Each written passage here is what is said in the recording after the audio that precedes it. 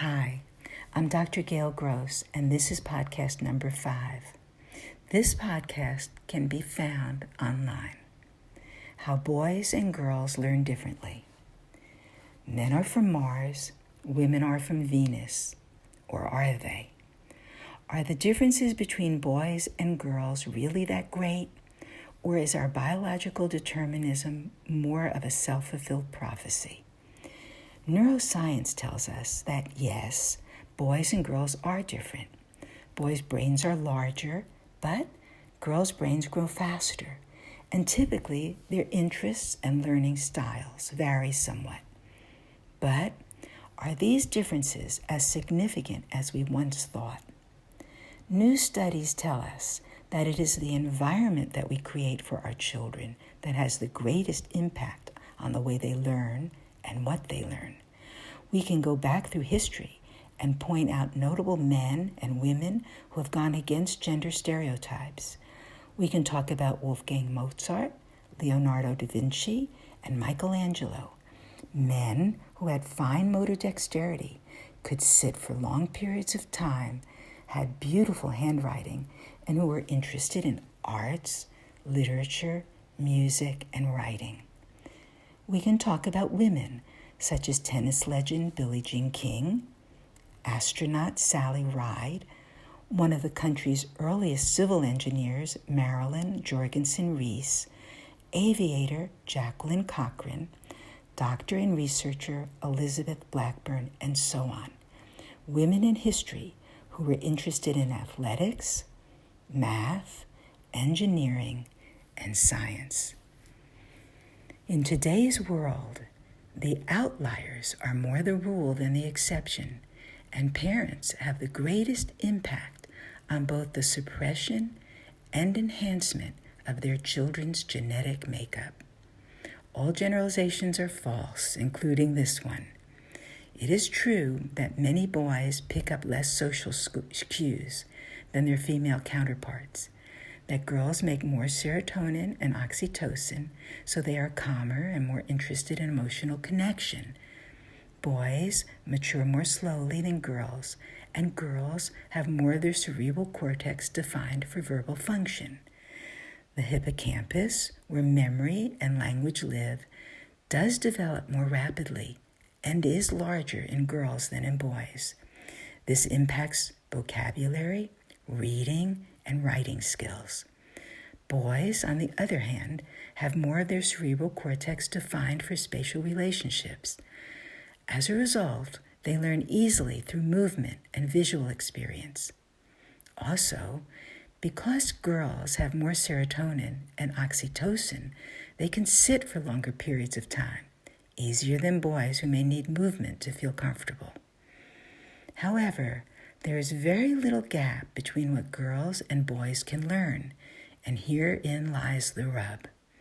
In fact, the differences are most pronounced in young children, and as children grow older, their home environment, their interests, and their peers have the greatest influence over their behavior. By the time children are in the 12th grade, the differences between boys and girls are very subtle. Understanding these subtle differences can help educators guide their students in a positive way, meeting them and their needs where they are.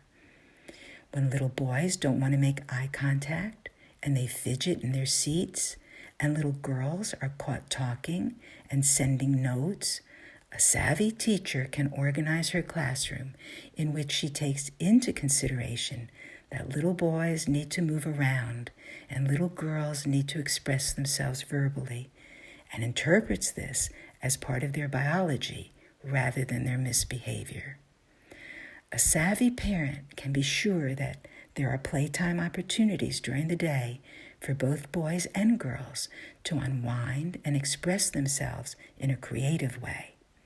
Further, allowing children to start school, especially little boys, a little later, perhaps even by a year, gives them an edge. A more mature child can handle school material in a much better way. In my years as a researcher and educator, I found it to be true that boys and girls perceive their school problems in different ways. Girls tend to take their problems and failures personally and are much more self-critical.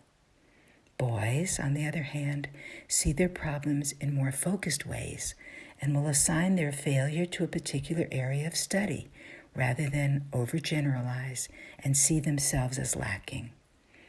Ironically, girls tend to do better in school than boys and are more likely to stay in school and graduate.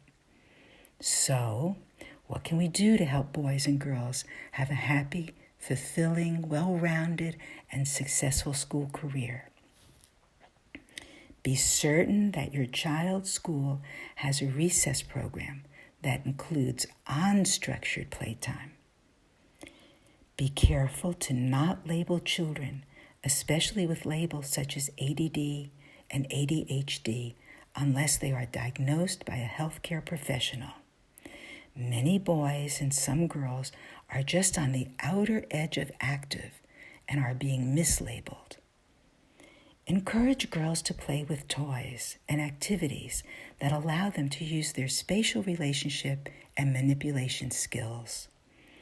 Encourage boys to take study breaks and allow your son to be active during those study breaks.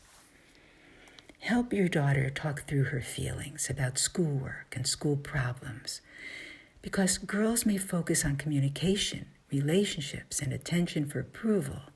They can easily get caught up in an intense emotional experience.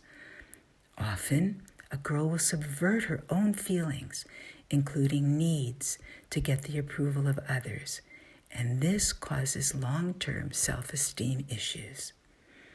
Engage your daughter in sports to help her build confidence. Help your son with literacy skills, including reading, writing, journaling, drawing, creativity, fantasy, humor, war, and mythology. Boys are action-oriented, often competitive, and impulsive risk-takers, so giving them an opportunity to express themselves creatively and explore their interests is very important.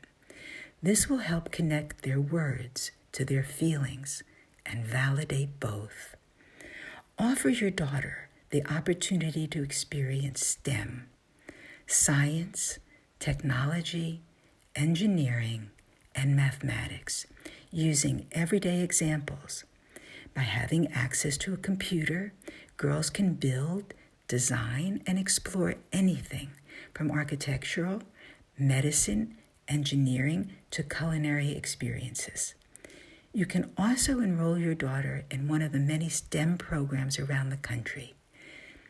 Make sure teachers understand the different learning styles of boys and girls so that they are able to create a learning environment that meets the needs of both. By teaching different modalities that capture girls' needs for spatial learning practice, including geometry, and boys' needs for enrichment projects. Thank you for listening. I'm Dr. Gail Gross. Please stay well and please stay safe. And please look for my meditation tapes that will be online tomorrow, including tapes for both boys and girls and adults to enhance learning, as well as tapes for boys and girls and adults to help with stress. And finally, weight reduction tapes just for adults. I hope you like them. I look forward to podcast number 6.